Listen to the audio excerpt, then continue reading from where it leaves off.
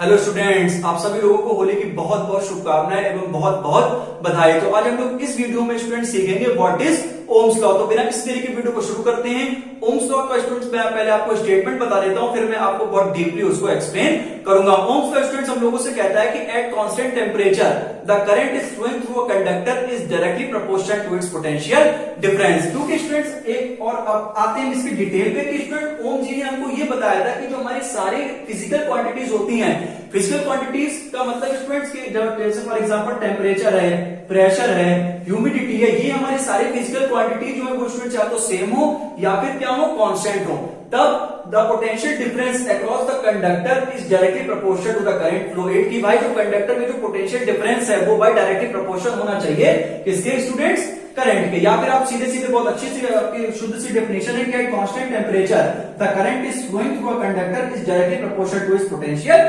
Difference. तो ये मैंने आपको दो डेफिनेशंस आपको मैंने बताई है, दोनों ही स्टूडेंट सही हैं। आप चाहे पहली वाली डेफिनेशन लिख सकते हैं या फिर चाहे आप दूसरी वाली लिख दें, ये भी स्टूडेंट्स कोई दिक्कत नहीं। अब मान लीजिए स्टूडेंट्स हमने कंडक्टर लिया है, इस कंडक्टर में स्टूडेंट डेल्टा भी हमारा जो पोटेंशियल डिफरेंस है वो स्टूडेंट्स फ्लो हो रहा है, या डेल्टा भी इस पूरे कंडक्टर का पोटेंशियल डिफरेंस है, ऐसे कह सकते हैं। इस पोटेंशियल डिफरेंस में स्टूडेंट्स हमारा आई करंट फ्लो हो रहा है। तो अकॉर्डिंग टू ओम्स लॉ उन्होंने हमको ये बताया था कि भाई जब तक हमारा इसमें सबसे मेन कंडीशन होती है टेम्परेचर की, जब तक टेम्परेचर कांस्टेंट रहेगा डेल्टा भी डायरेक्टली प्रोपोर्शनल होगा करंट के। मतलब जब तक हम टेम्परेचर को रिमेन सेम या रिमेन कांस्टेंट रखेंगे तो भाई जो हमारा डेल्टा बी है वो हमेशा या ऑलवेज डायरेक्टली प्रोपोर्शनल होगा करंट के। और आपको स्टूडेंट्स पता है डायरेक्टली प्रोपोर्शनल का मतलब होता है कि अगर पहली क्वांटिटी बढ़ रही है तो दूसरी क्वांटिटी भी बढ़े, अगर पहली क्वांटिटी मतलब घट रही है तो वो उसी मात्रा में दूसरी जो है क्वांटिटी वो कम हो। तो डेल्टा बी और आप स्टूडेंट्स एक और आप एक बात सीख लेंगे कि जब भी हम प्रोपोर्शनलिटी कांस्टेंट हटाते हैं तो एक अनदर कांस्टेंट हम लोग जोड़ते हैं और उस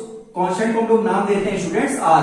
तो delta V directly proportional to I, delta V is equal to I R, और आर जो है वो स्टूडेंट्स होता है रेजिस्टेंस ऑफ ओमिक डिवाइसेस। ठीक है, तो दो तरह के हमारे डिवाइसेस होते हैं, एक होते हैं मेरे स्टूडेंट्स ओमिक डिवाइसेस और एक आप यहां पर स्टूडेंट्स लिख सकते हैं non ohmic devices. Ohmic devices ऐसे डिवाइसेस होते हैं जो कि पूर्णतः ओम्स लॉ को फॉलो करते हैं, और नॉन ओमिक डिवाइसेस ऐसे डिवाइसेस होते हैं जो कि ओम्स लॉ को फॉलो नहीं करते हैं। और ये स्टूडेंट जो मैंने आपको बताया delta V is equal to I R, ये हमारा स्टूडेंट्स स्केलर फॉर्म में है।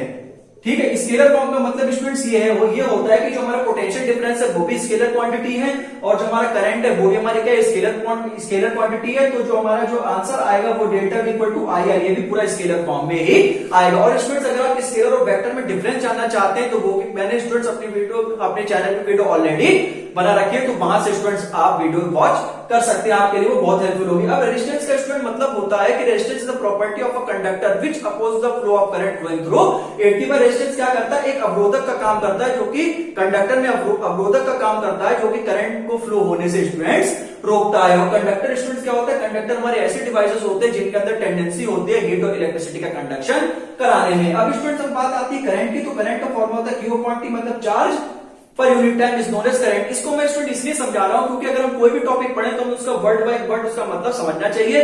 अब स्टूडेंट्स आता है students potential difference. Potential difference का स्टूडेंट मतलब होता है it is the amount of work done from bringing a unit test charge from one point to another without acceleration. तो ये स्टूडेंट्स हमारा ये पोटेंशियल डिफरेंस होता है। ठीक है, बाकी स्टूडेंट मैंने आपको रेजिस्टेंस है, करंट है, ओमिक डिवाइसेस है, नॉन ओमिक डिवाइसेस है, आपको मैंने एक्सप्लेन कर दिया है। अब स्टूडेंट्स ये आपके ऊपर है, आप चाहें तो ये पहली वाली डेफिनेशन भी लिख सकते हैं और अगर आप चाहें तो ये दूसरी वाली भी लिख सकते हैं। दूसरी वाली अगर आप लिखते हैं तो आपको ये ध्यान रखना पड़ेगा कि एट कांस्टेंट टेम्परेचर ये आपको जरूर लिखना है, ये स्टूडेंट मस्ट कंडीशन है।